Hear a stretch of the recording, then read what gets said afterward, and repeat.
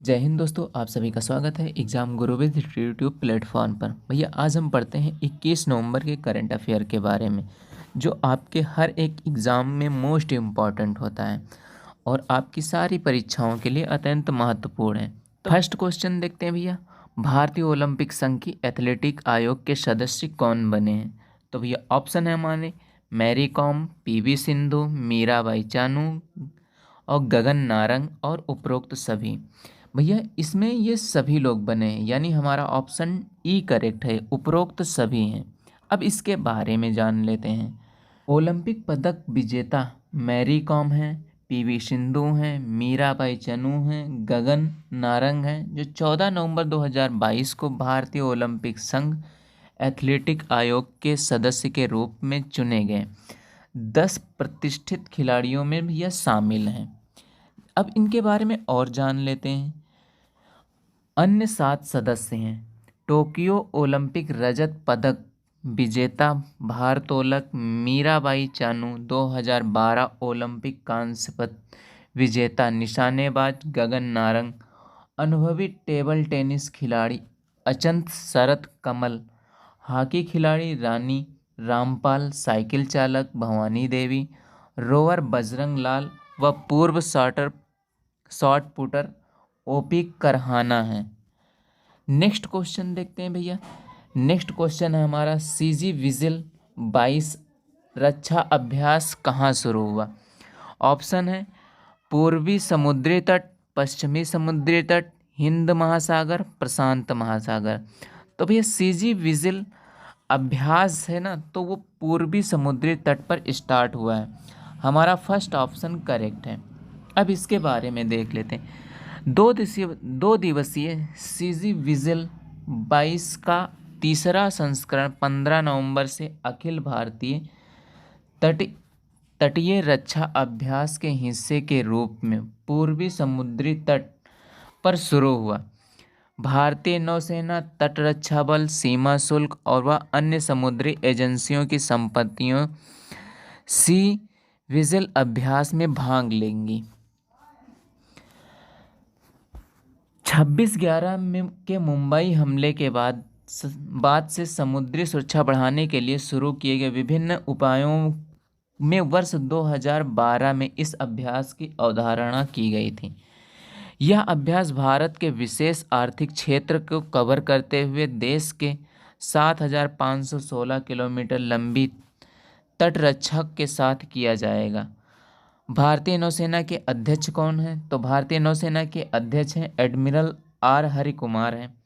भारतीय तटरक्षा बल के प्रमुख कौन हैं? तो वी.एफ. पठानिया हैं।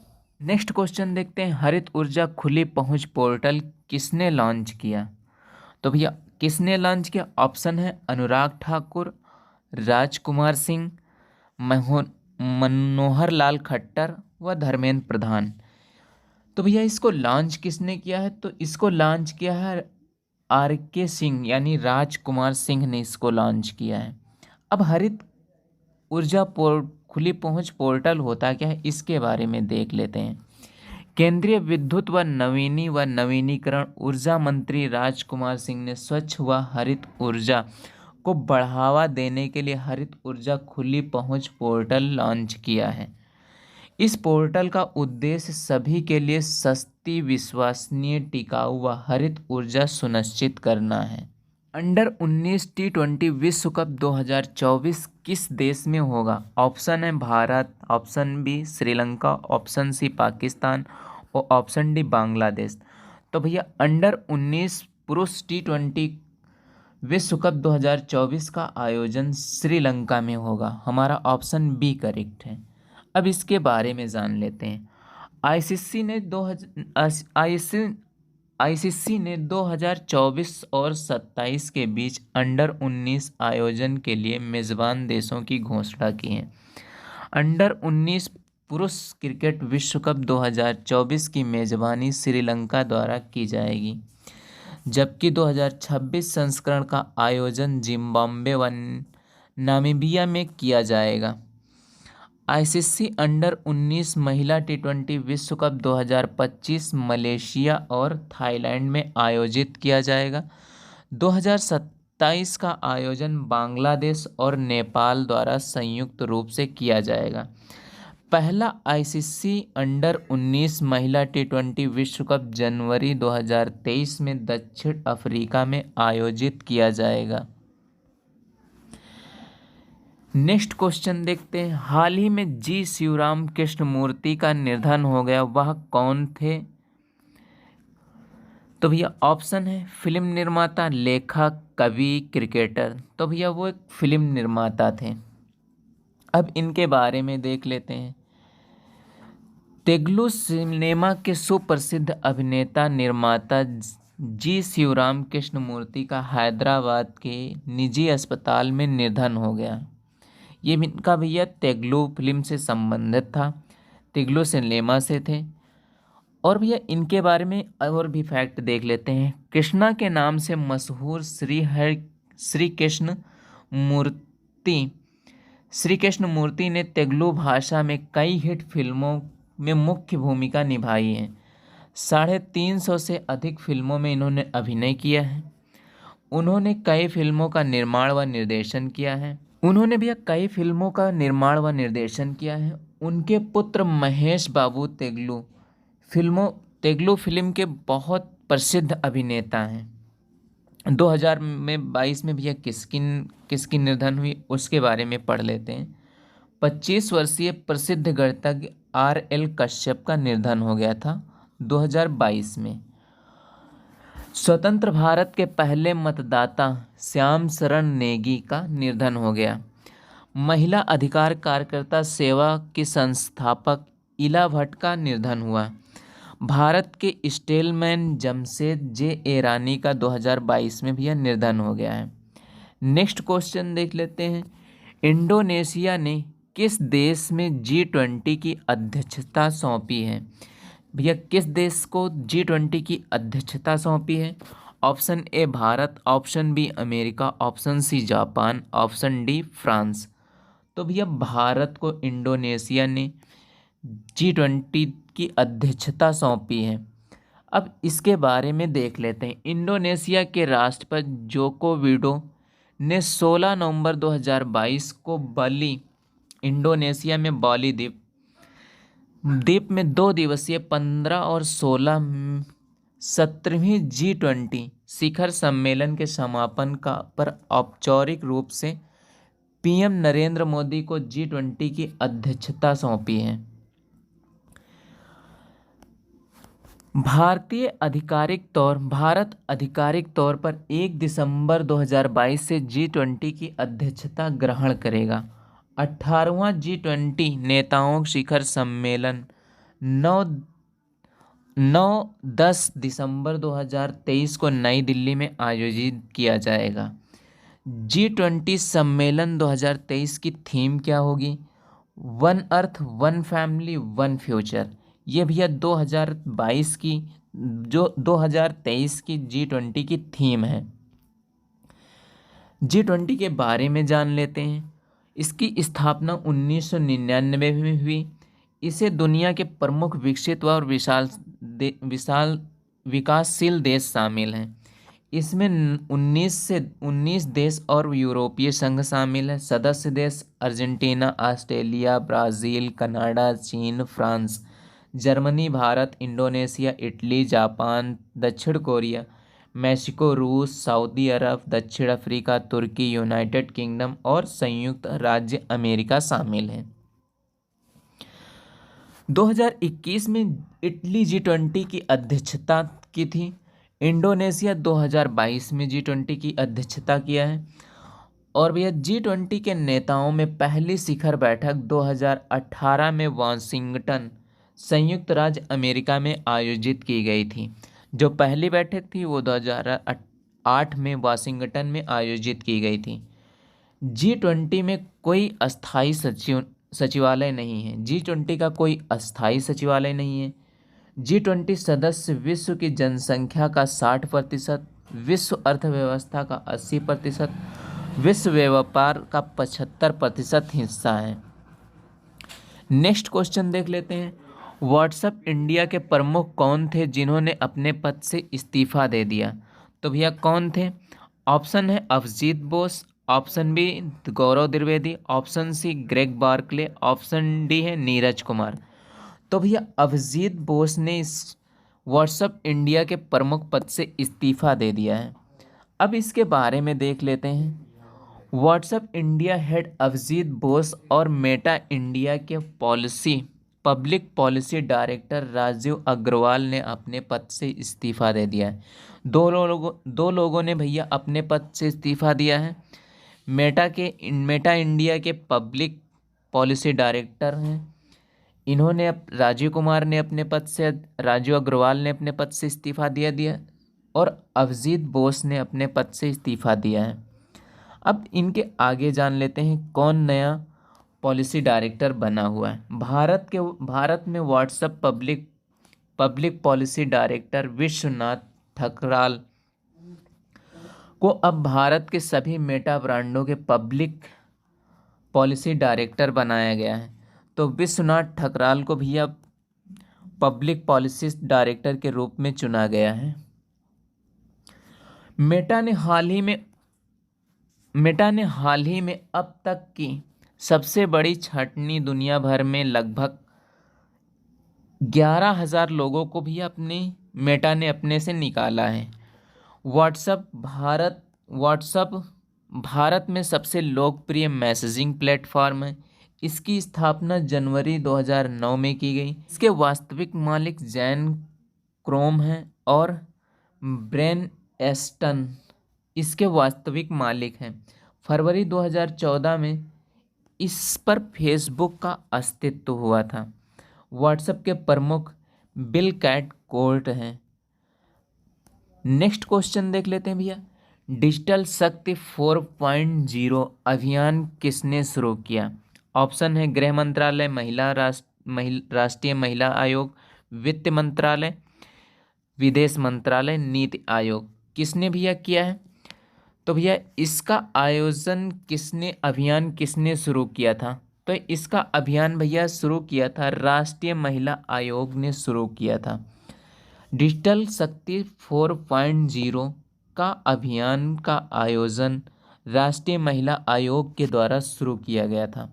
अब इसके बारे में जान लेते हैं। राष्ट्रीय महिला आयोग ने साइबर स्पेस में महिलाओं व बालिकाओं को डिजिटल रूप से सशक्त बनाने व कौशल प्रदान करने के लिए डिजिटल शक्ति अभियान के चौथे संस्करण की शुरुआत किया था।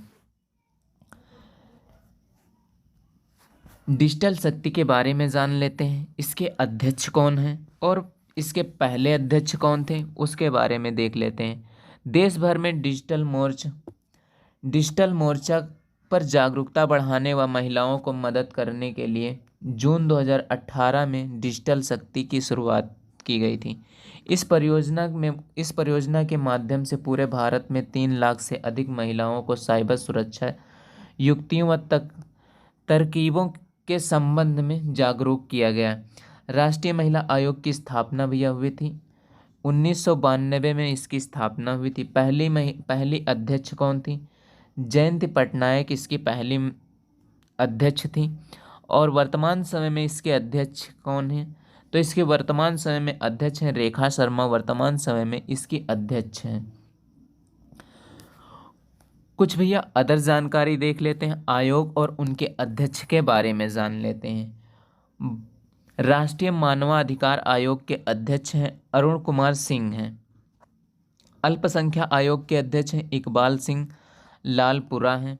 ओबीसी आयोग के अध्यक्ष हैं भगवान लाल साहनी हैं। एससी आयोग के अध्यक्ष हैं विजय लाल सापला हैं। एसटी आयोग के अध्यक्ष हैं हर्ष चौहान हैं।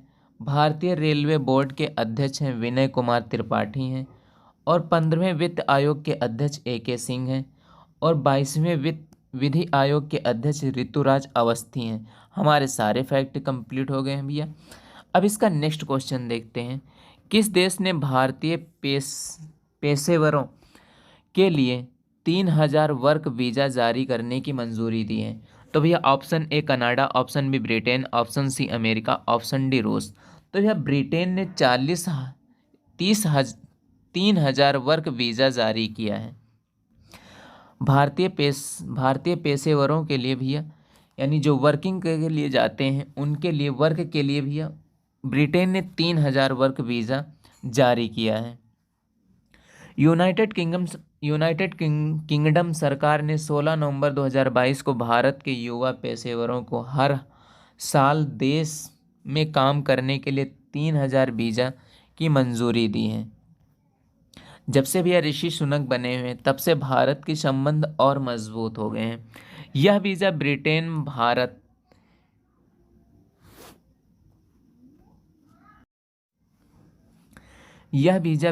Bharat migration and mobility partnership agreement के तहत किया गया, जिस पर 2021 में भी यह समझौता किया गया था।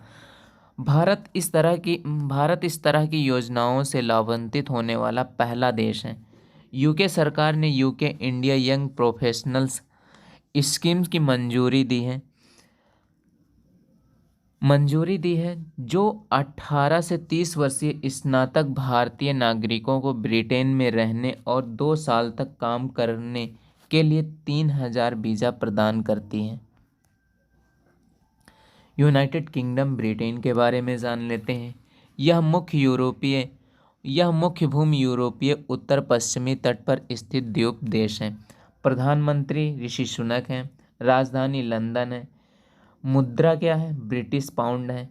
किंग कौन है? किंग चार्ल्स थर्ड है भैया। एलिजाबेथ के बाद में, इनका निधन होने के बाद में किंग चार्ल्स थर्ड भैया यहाँ के किंग बने हुए हैं। नेक्स्ट क्वेश्चन देख लेते हैं भैया। हमारा नेक्स्ट क्वेश्चन है, 15 नवंबर को किस राज्य में पेशा अधिनियम लागू किया गया? तो किस राज्य में भैया पेशा अधिनियम लागू किया गया? उत्तराखंड, महाराष्ट्र, केरल, मध्य प्रदेश। तो भैया मध्य प्रदेश में पेशा अधिनियम को लागू किया गया। पेशा अधिनियम होता क्या है, इसके बारे में जान लेते हैं। अनुसूचित क्षेत्रों में पंचायत विस्तार के लिए अधिनियम होता है, इसे भैया पेशा अधिनियम बोलते हैं। मध्य प्रदेश सरकार ने 15 नवंबर को राज्य में अनुसूचित क्षेत्रों में पंचायत विस्तार अधिनियम लागू किया। बिरसा मुंडा की जयंती के अवसर पर शहडोल, मध्य प्रदेश का एक जिला है, शहडोल जिले में एक समारोह में राष्ट्रपति द्रौपदी मुर्मू द्वारा इसकी औपचारिक घोषणा की गई थी। मध्य प्रदेश में शहडोल जिले में इसके भैया औपचारिक रूप से राष्ट्रपति द्वारा, द्रौपदी मुर्मू द्वारा इसकी औपचारिक रूप से घोषणा की गई थी। अनुसूचित क्षेत्रों में पंचायत विस्तार अधिनियम 1996। संसद ने 1996 में अनुसूचित क्षेत्रों के लिए पंचायत विस्तार अधिनियम नामक एक विशेष कानून बनाया था और 24 दिसंबर 1996 में इसको लागू हुआ था। यह अधिनियम वर्तमान में संविधान के 5वीं अनुसूची में शामिल है। भैया 5वीं अनुसूची में शामिल है, ये जरूर याद रखना। अनुसूचित क्षेत्रों के लिए पंचायत विस्तार अधिनियम 5वीं अनुसूची में शामिल है। यह अधिनियम वर्तमान में संविधान में 5वीं अनुसूची में शामिल क्षेत्रों में लागू है जो आदिवासी समुदाय के प्रभुत्व वाले जिलों में प्रशासन से संबंधित हैं, जो देश में 10 राज्यों में लागू हैं। जहाँ भैया आदिवासी क्षेत्र हैं, समुदाय के लोग रहते हैं, वहाँ ये भैया बहुत अधिक ज़्यादा लागू है। देश के 10 राज्य हैं जहाँ पे भैया ये लागू हैं। झारखंड हो गया, छत्तीसगढ़ है, उड़ीसा है, आंध्र प्रदेश, गुजरात, हिमाचल प्रदेश, मध्य प्रदेश, महाराष्ट्र, राजस्थान और तेलंगाना में। नेक्स्ट इसके बारे में देख लेते हैं। 2022 में बदले गए नामों के बारे में जान लेते हैं, क्योंकि ये फैक्ट इम्पॉर्टेंट होते हैं हमारे एग्ज़ाम में, इनसे रिलेटेड एक न एक क्वेश्चन आता ही है। तो भैया देख लेते हैं 2022 में कौन कौन से नाम बदले गए हैं। 2022 में बदले गए नाम, राष्ट्रीय वित्त प्रबंधन संस्थान, इसका नाम भैया बदल कर रख दिया गया अरुण जेटली राष्ट्रीय वित्त प्रबंधन संस्थान। प्रवासी भारतीय केंद्र का नाम बदलकर सुषमा स्वराज भवन रख दिया गया है। सेना खेल संस्थान स्टेडियम का नाम बदलकर रख दिया गया है। नीरज चोपड़ा खेल संस्थान स्टेडियम रख दिया गया है। पर्यावरण भवन का नाम बदलकर पंडित दीनदयाल अंत्योदय भवन रख दिया गया है। रेलवे सुरक्षा बल का नाम बदलकर भारतीय रेलवे सुरक्षा बल सेवा रख दिया गया है। राजपथ का नाम बदलकर कर्तव्य पथ रख दिया गया है। चंडीगढ़ हवाई अड्डे का नाम बदलकर भी अब भगत सिंह हवाई अड्डा रख दिया गया है। राउरकेला हॉकी स्टेडियम का नाम बदलकर बिरसा मुंडा हॉकी स्टेडियम रख दिया गया है। फिरोज शाह कोटला स्टेडियम का नाम बदलकर अरुण जेटली स्टेडियम रख दिया गया है। इससे भैया हमारे सारे फैक्ट कंप्लीट हो गए हैं। अब यह हमारा स्टार्ट होता है रिवीजन टेस्ट सीरीज, जो आपका 10 नंबर का टेस्ट सीरीज होगा। अब वो देख लेते हैं। हमारा फर्स्ट क्वेश्चन है, प्रतिवर्ष राष्ट्रीय विधिक सेवा दिवस कब मनाया जाता है? तो भैया प्रतिवर्ष राष्ट्रीय विधिक सेवा दिवस कब मनाया जाता है? तो ऑप्शन सी 9 नवंबर को भैया प्रतिवर्ष राष्ट्रीय विधिक सेवा दिवस मनाया जाता है। ऑप्शन हमारा सेकंड क्वेश्चन है, 9 नवंबर 2022 को किसे वर्ष 2022 का 32वां बिहारी पुरस्कार प्रदान किया गया? जो बिहारी पुरस्कार है भैया वो मिला है मधु कंकरिया को मिला हुआ है। हमारा फर्स्ट ऑप्शन करेक्ट है। नेक्स्ट क्वेश्चन देखते हैं, 10 और 12 नवंबर 2022 तक कहाँ पर 18वां अंतर्राष्ट्रीय टेलीमेडिसिन सम्मेलन आयोजित किया जा रहा है? तो भैया कहाँ आयोजित किया जा रहा है? कोची में इसका आयोजन हो रहा है। टेलीमेडिसिन सम्मेलन का आयोजन कोची में किया जा रहा है। नेक्स्ट क्वेश्चन, खेलो इंडिया नेशनल यूनिवर्सिटी गेम्स 2023-24 की मेज़बानी कौन सा राज्य करेगा? तो भैया कौन सा राज्य करेगा? उत्तर प्रदेश करेगा। नेक्स्ट क्वेश्चन देख लेते हैं, हाल ही में जारी क्यूएस एशिया यूनिवर्सिटी रैंकिंग 2023 में कौन सी संस्था शीर्ष पर है? तो भैया पेकिंग यूनिवर्सिटी सबसे शीर्ष संस्था पे रही है। नेक्स्ट क्वेश्चन देख लेते हैं, हाल ही में केंद्रीय वित्त मंत्री ने भारत में पहले सॉवरेन ग्रीन बॉन्ड फ्रेमवर्क की मंजूरी दी है, जिसके बजट में इनको जारी करने का प्रस्ताव किया गया है। तो भैया जारी करने का प्रस्ताव कब किया गया है? 2022-23 में जारी करने का प्रस्ताव किया गया है। नेक्स्ट क्वेश्चन देख लेते हैं, हाल ही में अमेरिका के मैरीलैंड के गवर्नर बनने वाली पहली प्रवासी भारतीय कौन है? तो अरुणा मिलर भैया पहली प्रवासी महिला हैं जिनको मैरीलैंड के गवर्नर के रूप में चुना गया है। नेक्स्ट क्वेश्चन देख लेते हैं, 2023 महिला विश्व बॉक्सिंग चैंपियनशिप के मेजबानी कौन सा देश करेगा? तो भैया 2023 महिला विश्व बॉक्सिंग चैंपियनशिप की मेजबानी भारत करेगा। हमारा ऑप्शन ए करेक्ट है। नेक्स्ट क्वेश्चन देख लेते हैं, 9 से 19 नवंबर 2022 को 15वीं एशिया एयर गन चैंपियनशिप कहाँ आयोजित की गई थी? तो भैया कहाँ आयोजित की गई थी? दक्षिण कोरिया में आयोजित की गई थी। एशियाई एयर गन्स चैंपियनशिप का आयोजन दक्षिण कोरिया में किया गया था। नेक्स्ट क्वेश्चन देख लेते हैं, 10 नवंबर 2022 को किस देश ने दूसरी बार बिम्स्टेक कृषि मंत्री स्तरीय बैठक की मेजबानी की है? तो भैया भारत ने की है। आज के हमारे सारे क्वेश्चन कंप्लीट हो गए। मिलते हैं एक नेक्स्ट वीडियो के साथ में, तब तक के लिए धन्यवाद।